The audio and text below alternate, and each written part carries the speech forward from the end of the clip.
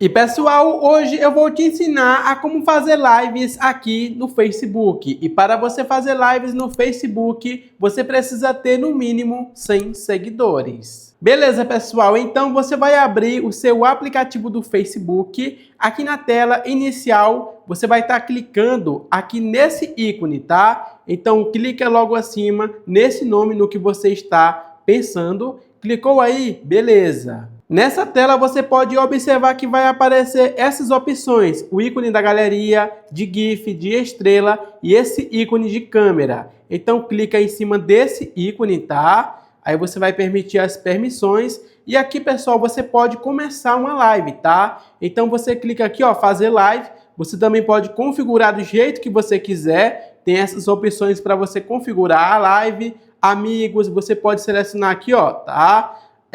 As pessoas, amigos próximos, amigos, vou clicar em salvar, clica em fazer live e automaticamente você vai começar uma live no Facebook, tá? Já entramos ao vivo aqui no Facebook e é isso. É assim que você começa uma live aqui no Facebook. Então não tem erro, pessoal. Tutorial simples, rápido e muito prático de como começar uma live, de como fazer uma live aqui no Facebook, tá? Não tem erro, pessoal. É assim que você faz uma live aqui no Facebook. E aí, gostou? Deixa o gostei, se inscreva. Um grande abraço e até o próximo vídeo.